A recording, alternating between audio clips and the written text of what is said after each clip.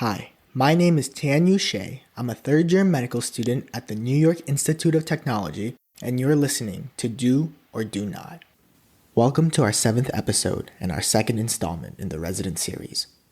Today we have Dr. Matthew Rosenzweig, a 5th-year surgical resident at Palisades Medical Center. This year, he will be completing his residency and moving on to start an abdominal transplant surgery fellowship at the prestigious Baylor University in Texas. We hope you enjoyed this episode. Matt, thank you for being with us today. I know you had a crazy day. I'm just going to start by asking you to tell me about your day today and what your next couple of weeks are going to look like. Yeah, well, first of all, Dr. Storch and Colin, thank you so much for having me on. I think what you guys are doing is great. I wish I had something like this when I was coming up as a college student, definitely as a medical student, and just hearing from people who are going through what I was going through. So kudos to the both of you. I think this is going to be something amazing, and I'm honored to be a part of it. But for me, today was a busy day. Was packing up my apartment in preparation for a move to Dallas, Texas. Currently live in New York City, on my way to Baylor University to pursue an abdominal transplant fellowship. All right, Matt, that's amazing. And obviously you're going to tell us about how you got here. We're going to go a little bit roundabout, and I'm excited for you. I think it's an amazing opportunity. You're going to be a transplant surgery is cool. We're going to get there. You're going to tell us about it. But can you start by telling us, Matt, when you became interested in medicine and when you decided you wanted to be a doctor? My mom started taking me to her hospitals and nursing homes where she works as a speech pathologist. Over the years, one experience led to another, to becoming an EMT, and to eventually making a decision that I wanted to pursue a career in medicine. Now, Matt, I know your dad is an accountant. Did he have any thoughts as you were growing up? Did you ever think about doing accounting, or did you know that medicine is what you wanted to do? I definitely took some accounting courses in high school, and I did work during tax season here and there at my dad's office. But he knew early on, as did I, that while I was interested in the business aspect of everything and understanding, it wasn't where my heart was. And I always had his full support as I pursued a career in medicine, even though he would have preferred that I was an exit strategy for him at some point. Matt, where'd you go to undergraduate? Can you tell us about that? And any specific experience during your undergraduate training that led you into medicine and specifically led you to osteopathic school? Sure. Well, I went to the University of Michigan as an undergrad, and I believe you had another colleague of yours on the program who went there as well. He made a point to say that he doesn't think that anyone that goes to Michigan has a bad time. And I would echo his sentiments that Michigan was a great place and met a lot of great friends and met my wife. So Michigan holds a special place in my heart. Ultimately, I had an idea that I wanted to go into medicine and pursued pre-med courses and tried to involve myself in the summers in medical programs for college students, as well as some research to try to pad my resume. But I think it was organic chemistry that set my fate down the road of osteopathy, as I didn't know much about it prior. Now, when you started applying to medical school, where were you thinking about going? And ultimately, how did you end up picking the school that you chose? So I applied broadly after taking a year off to try to improve an MCAT score and improve my resume a bit. I applied broadly to all medical schools, including the Caribbean schools and osteopathic medical schools. I was granted a number of interviews from osteopathic schools and a number of interviews from Caribbean schools. I had 1 or 2 interviews from medical schools, allopathic medical schools outside of the state. And ultimately, I prioritized staying locally in the Northeast, which is why I ultimately accepted my placement at NICOM. Okay, and then once you were at NICOM, what was your experience like while you were there at school? Specifically, did you do any special extracurricular activities or research? Yeah, my first 2 years of NICOM, I was very dedicated to the academics and didn't pursue much in terms of extracurricular activities during the school year. NICOM has a full academic calendar from their courses to the anatomy lab and the OMM lab. And I felt very dedicated to trying to do this as best as I could. I was fortunate at the time that my cousin was a surgical resident at NYU. And in my first summer between first and second year of medical school, he was able to set me up with the Bellevue trauma team. And I did clinical research with them over that summer and got published on a number of papers and poster presentations. Plus, they let me come to all of their trauma calls and let me observe in the OR, which certainly helped put me in a direction towards surgery. Okay. You decided at that point, surgery is what you want to do. It certainly wasn't at that point that I knew I wanted to do surgery, but the exposure certainly didn't hurt. I gave my third year clinical rotations a fair shake in everything that I did, and honestly felt like I would be happy doing really anything. And then I met a client of my father's, Dr. Storch, who I got to see do some scopes in the office. And I remember having a conversation with you, asking how you ended up in gastroenterology. And you gave some very sound advice, which was basically that you could be happy doing anything, but ultimately you're going to find some people that you really enjoy being around. You're going to love what they do. It's going to inspire you to want to do what they do, pick up the book, be the best at it that you can. And ultimately, you're just going to want to be like those people who mentored you. And as I navigated my way through my clinical rotations, I found myself very attracted to the surgical team, the whole structure, what those physicians were doing on a daily basis. A good story, right? So you find the right fit and then you go on your path. I know you mentioned that your cousin was influential, and I know your cousin, he's a great guy and a transplant surgeon at Northwell. Can you tell me a little bit about Elliot Grodstein's career and how it influenced you and how your career is in some ways similar and in some ways different? Yeah, so Ellie and I are second cousins, something removed. I'm not sure how that whole thing works, but we didn't necessarily grow up together. But when I went to Michigan for my senior year of college, Elliot was there for 1 month doing a surgical audition at the University of Michigan. And during that time, being that he didn't really know anyone there, him and I became pretty close over the course of that month. And he hung out with me and my friends. We went out together. And from that point on, Elliot and I became very close friends. I had the luxury of going into medicine behind him 4 years his junior. So everything that he experienced, I had the opportunity to kind of, hear firsthand how it worked from someone who was like-minded, similar personalities, similar take on the world and our perspective on things. So it was very nice to have his mentorship as I was stressing out, knowing that he had been through it and had already achieved, in my mind, a certain level of success, even if he wouldn't necessarily tell you that. So when I was in medical school, he was beginning his surgical residency, and I can't say that, it wasn't a little whisper in my ear from him saying how cool surgery was that certainly helped push me in that direction. In coordinates with doing it and being part of a surgical team, certainly amplified all the things that he was saying. And I think that was a significant part about leading me into a surgical field. I liked Elliot, and I liked how he approached the topics. He didn't make a big deal out of everything.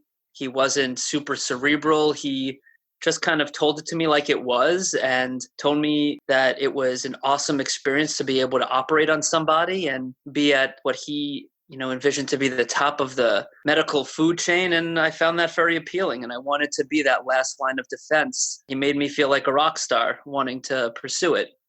And he echoed that into transplant, and it was a perfect storm because I had a mentor at Hackensack, again, Dr. Goldstein, who is very much like Elliot in that regard and just made the whole content of doing a transplant seem such an elegant and important task that he was charged with. And while we were up in the middle of the night operating, it never felt like a burden to be there because you knew for sure you were doing something life-changing. And then, telling Elliot about that after just gave me the bug for it. And from a technical standpoint, if you like sewing blood vessels and delicate work, there's really nothing better and doing a transplant. And it just kind of hit all those check marks for me all at the same time. But I think a lot of it had to do with Elliot's excitement, getting me excited. And, I think about where we both come from. He certainly has a very impressive pedigree and has worked extremely hard in his own right to be where he is. And I know for sure that there were tough times, for him, and we've talked about them, but we both had the mentality of, hard work and perseverance and seeing the benefits of all that hard work down the road. He's a Columbia guy from medical school and NYU residency graduate. And I certainly don't come from that academic background, but I'm very proud of the institutions that I attended. And they have certainly provided me with an opportunity to do exactly what Elliot's doing. And, hopefully I come out of fellowship and have an opportunity to work with him down the road, which would be honestly a dream come true for me. Tell me what the application process was like once you decided that you wanted to be a surgeon, and how you ultimately chose your surgical program. And I guess one of the specific questions that I have is, was it different being an osteopath and applying to a surgical program? I think that question can be answered in multiple ways by who's answering it. For me, at the time when I was applying, there were two different matches. So you had the osteopathic match and the allopathic match. Traditionally, you had to be really the top of your class to match in an allopathic program. And even at that point, you might not obtain a categorical position. Not that I was a bad student. I had very competitive grades and COMLEX scores, but it became apparent to me that my best opportunity to getting into a surgical program was going through the osteopathic match. So I put my eggs in that basket, did a lot of my clinical rotations and audition rotations fourth year at New York area hospitals that had osteopathic surgical programs. I felt confident after rotating at most of them that I would have an opportunity, or at least a shot at matching in one of the D.O programs. Ultimately worked out for me, and I put myself in, I think, a good position to maximize my opportunities. But I know a lot of colleagues who took another approach and were able to find allopathic programs of their choosing. At the time, it was very important for me to stay within the Northeast, as I had a very serious girlfriend who I ended up marrying, and we wanted to be closer to our families in the Northeast. Matt, I think a lot of the people that are listening are medical students that are thinking about what they want to do with their life. And everybody, hears how rough surgical residency is. Maybe you could tell us a little bit about what it's like being a surgical resident and what your experience was like going through residency. I think it's certainly a little different for everyone, but I always had the approach that it would be my attitude that I could control. And I was prepared for all those horrible stories that people had said about the hours and about the personalities. You certainly do find those personalities within surgery, but my experience at multiple New York area hospitals in particular were very positive. I found that my attendings were very interested in teaching. They facilitated our education. I never felt that I was in a malignant situation or that I was being discriminated against for being a DO, let alone being a junior resident. I was fortunate to match at my top choice, where I was able to rotate and very much enjoyed the people who I had met there. And I liked the culture at that institution when I arrived, and was able to facilitate what I felt was the right culture as I progressed through the program. So Matt, can you just tell us the name of the program and what specifically, you just finished your surgical residency. So one of the questions I think that we're trying to help people with are whether to choose a big institution or a small institution, a private institution or a public training program. So can you tell me what program you trained at, what you think were the pros of the program, what you think are the negatives about the program, and any advice you could give people that are looking for surgical residency? Sure. Well, I think now, certainly it was competitive when I applied, and it's certainly more so now that it's a combined match with both DO and allopathic candidates. I ended up matching at Palisades Medical Center in North Bergen, New Jersey, right outside of New York City, which was, during my time at Palisades, bought over by Hackensack Meridian Health. So I was very fortunate, actually, and which I think is a very big positive of my program, that I had an opportunity to operate and, learn how to be a physician at a tertiary care center like Hackensack, a smaller community hospital in an affluent area of northern New Jersey in Inglewood Medical Center, where we did a significant amount of our operating, as well as at a underserved area, the resources at your disposal at Hackensack. But you were one of many residents and surgeons, didn't necessarily have that warm, interaction with everyone you came across. Inglewood Medical Center provided a nice community environment where they did state-of-the-art surgery in a less academic atmosphere. And Palisades was a great experience in dealing with circumstances of an underserved community and the trials and tribulations that those populations go through and how that impacts the institutions themselves. So I think I got a full breadth of the medical experience in our country. And I think that's a real strength of my training. But I don't think one was better than the other. And I certainly think that if I was at one of those institutions opposed to the other, I would have been adequately trained. I'm just happy that I got an opportunity to see it all and see what the best fit is for me. And that's what I would recommend most young candidates to do when they're on their rotations, is to try to go to as many different programs as possible and see what suits them. I think a lot of this is personality driven. I think that's great advice. And I think, students should really appreciate that. You're lucky that you had all of those experiences. And I think it's important that you could say, having all of those experiences, that you think you could have gotten a great education and been a great surgeon in any one of the places individually. So you ended up, obviously, we started this whole discussion. And part of the reason why I think it's so great having you on the podcast is that you chose a very elite and exciting, in my opinion, specialty, which is transplant surgery. Can you tell me how you decided on transplant surgery and then what your application process was like doing that?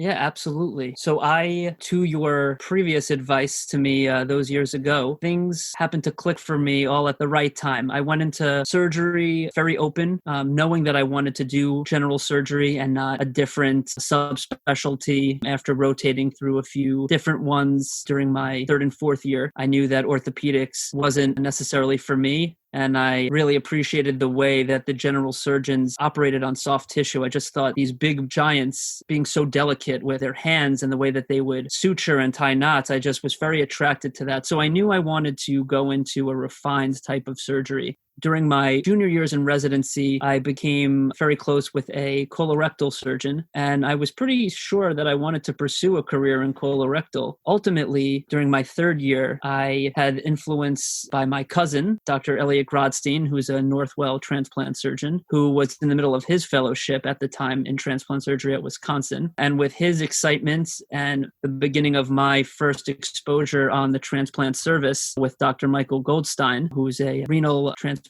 physician at Hackensack, the combination just made the field so approachable and fun and exciting that after sewing in my first kidney with Dr. Goldstein and telling Elliot about it on the phone that night, I knew that there was probably no other option for me at that point. It was going to be transplant or bust. And it was transplant it is, right? I mean, amazing. You're going to Texas in a couple of weeks. That's unbelievable. Things are a little different now, obviously, with the merging of osteopathic and allopathic residencies are really going to be combined now. But so you came out of a strong osteopathic residency program. Were there osteopathic transplant programs to apply to? There are only allopathic programs.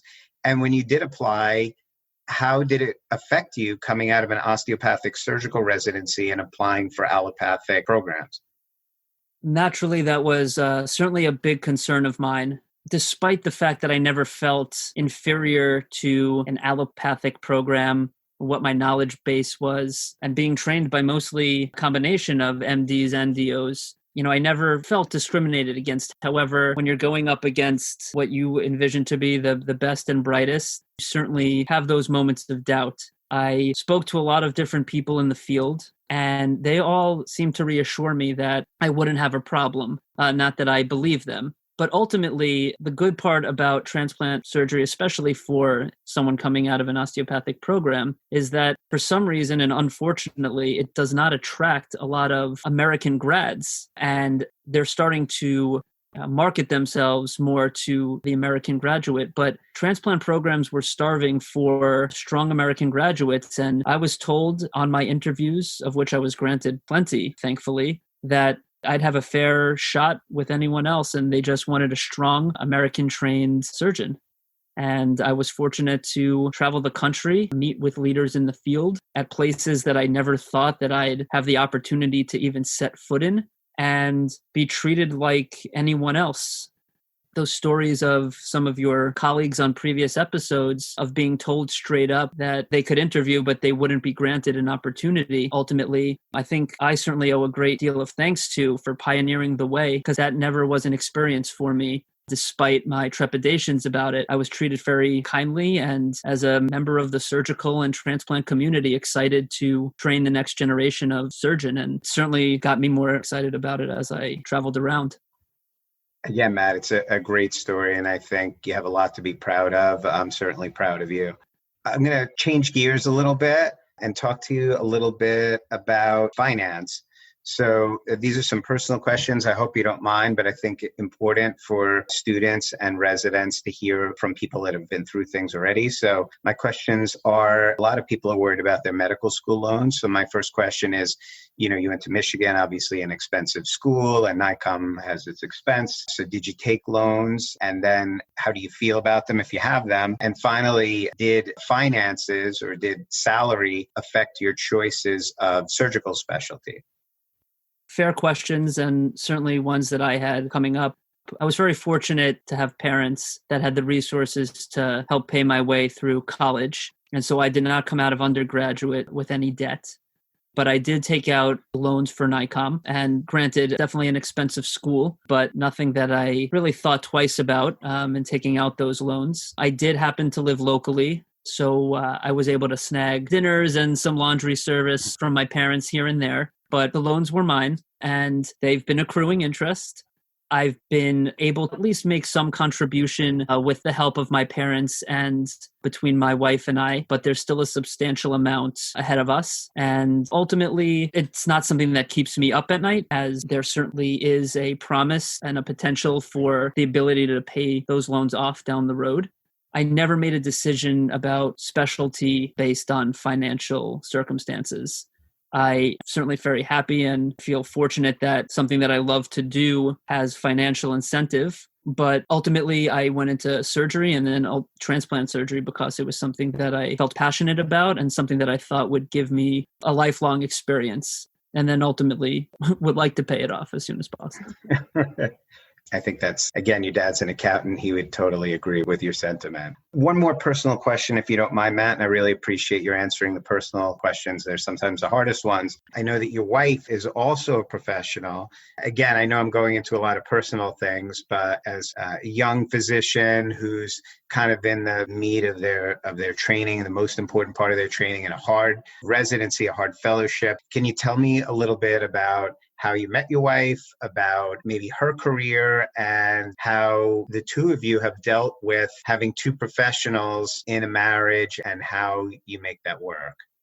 So my wife and I met, as it turns out, our senior year of college on spring break on a cruise that all of our mutual friends were on. And I can assure you and your listeners that I was not looking for a wife on spring break senior year.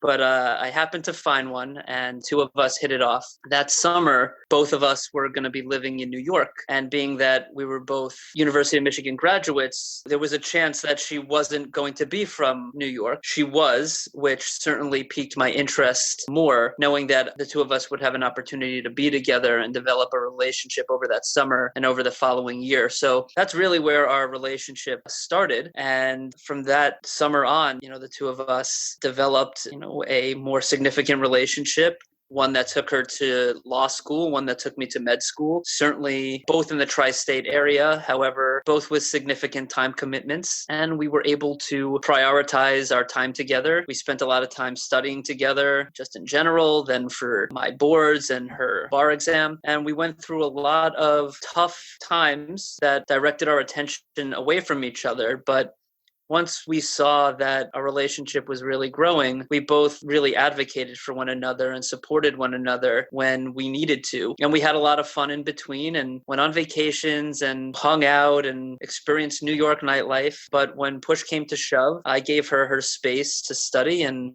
brought her some snacks and treats when she needed them. And she did the same for me when I was down and grinding it out. So I think that experience together, really supporting one another, set the foundation for our relationship and our common goals that we would do anything to support each other, attain whatever level of professional success we both wanted, as it would, serve to benefit us as a couple. And we wanted to see each other happy. I'm happy to say that my residency, and it was a priority for me to stay in New York and continue our relationship. And we both wanted to be close to our families who live on Long Island. So staying in the tri-state area was definitely important. And especially as she was a young attorney, really starting to step into the corporate world in her own right. She initially worked on Long Island and I worked in New Jersey. So we made the very tough decision of living on the Upper East Side of Manhattan and both reverse commuting, which was really a nice experience for both of us and wasn't as bad as everyone made it out to be. And in I think my third year of residency, she had an opportunity present itself where she was able to find a corporate firm in the city that was subsequently bought out by an even bigger firm with presence all along the East Coast. So she has really had an opportunity to grow her career while I was coming along in residency. And now a sixth-year associate has, certainly some level of professional notoriety, if you want to call it that, and is relied upon by some of the partners in her firm. And she does a really great job for them. So now you get this great opportunity for fellowship in Texas, and she has a career in New York. I mean, how did that dialogue go, and how did you make that decision? Yeah, we had very frank and open conversations with one another. There's certainly transplant programs in New York, and I pursued them. But when it came down to coming up with a rank list, the programs that I truly, wanted to be at, that I thought were the best fit for me, were out of state. And I knew that would come at some personal sacrifice from a professional standpoint to her. And she, was willing to give it up if she needed to and start looking for jobs in Texas, if that's what it came down to. But funny how things, work out, that COVID happened and everyone started working remotely. My wife grinded it out, worked from home, and put certainly a resume together suggestive of the fact that she is more than capable of working remotely. And as it stands right now, she, is going to pursue a career at this firm remotely as we move down to Texas, with the mindset that she'll fly back and forth, which certainly is no struggle for her, as her family lives locally and my family lives locally as well, which will give her a good opportunity to come back every month or so. Sounds like it all worked out. Yeah, it's great. Matt, I'm stealing this one. I love a podcast, How I Built This by Guy Raz, and I kind of borrowed this question from him. I really think it's important. And his question, and one that we've been posing in all the prior podcasts, is, do you think that your success so far in your medical career, and I certainly think you've had an amazingly successful career to date, and I think it's going nowhere but up, do you think it's from your hard work and intelligence, or would you say that it's from luck? Well, I certainly appreciate you complimenting me, considering I haven't done anything yet professionally. But, I think the opportunities that I've had come a lot from putting oneself in a position to succeed. I work hard. I try to do the best that I can every day, try to control the things that I can control. And ultimately, better positions that I try to put myself in, the more success presents itself.